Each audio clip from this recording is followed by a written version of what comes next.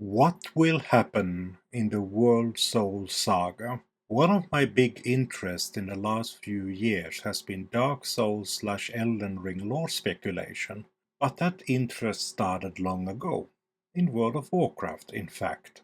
I have been playing World of Warcraft since vanilla, and it has seeped into my soul. I have been fascinated about the lore in this game for, Jesus Christ, over a decade at this point.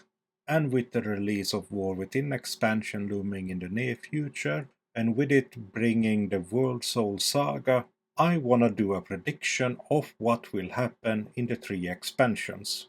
Minor spoilers for WoW lore and things happening in Dragonflight.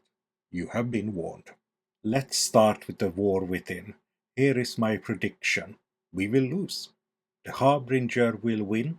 Whatever her scheme is, she will succeed, and that will bring us to midnight. In the Blizzard presentation for War Within and the World Soul Saga, Metzen talked about how in Midnight we will deal with the Void and that the expansion will be centered around the Sunwell. Why the Sunwell? Well, because the world has fallen to the Void, and the Sunwell is one of the few places in the world left that has a true source of light. It is where we will fight the Harbinger and drive the last of the Void from Azeroth. I also think they want to have a redo of Nasot, since a lot of players, me included, did not love how that was handled. And when that is done, it will signal to the Titans to return, to birth Azeroth as one of them. But when the Titans land, Iridicon will try to kill all the Titans, but Amantul will survive, as the rest are dying. Hence, the last Titan. Remember in the BlizzCon announcement, Metzen said that things will spiral out of control. Irudicon's whole deal is to kill the Titans. His alliance with the Harbinger is one of convenience, just so he can get the strength to kill the Titans when they come. Heck, maybe he even knows that cleansing the world will bring the Titans here, so that he has a chance to kill them. That is the general structure. So what is some corroborating evidence? Some of them are in-game lore, some of them are set up and payoffs. Let's start with my first point. In the new Olderman dungeon that was added in Dragonflight, we find a lot of lore books, and one of them is an Edict of Odin that talks about how we need to hide the accomplishments of the Black Empire. Now, what might that be? My speculation is this, that they almost succeeded. That one of the great accomplishments of the Black Empire is that they almost succeeded corrupting Azeroth. And what the Titans machines are doing is just halting the corruption, not curing Azeroth, because they can't do it. Another corroborating evidence is the book Old Gods and the Ordering of Azeroth, annotated edition. You can find this book in the Forbidden Reach, in the Saralek Vaults. It is mostly fluff and character builder for Natarion, but it talks about how the Titans lie and that the Void brought flesh to the world. This works with the Edicts of Odin.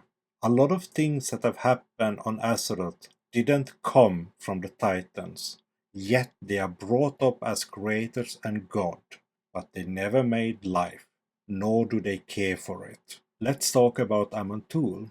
There is a book you can find in the Emerald Dream that talks about the first world tree that Eonor planted to help fight the Void. And that makes Amantul furious, so angry that he rips the tree out of the planet, like they did with Yashara.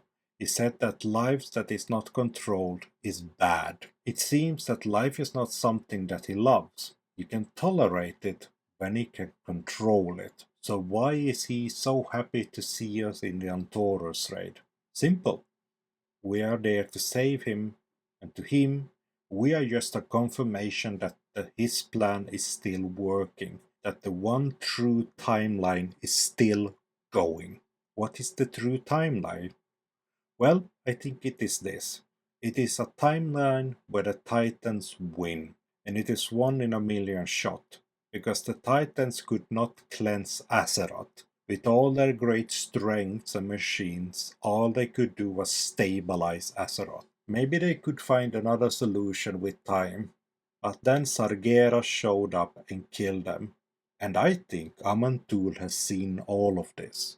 He knew about the corruption of Sagiras, he knew about his coming betrayal, he knew about humans, orcs, and all that. He saw it as the only path where Azeroth would be born as a titan as long as we, children of Azeroth, follow the one true timeline. And I also think that he kept this a secret from the other titans.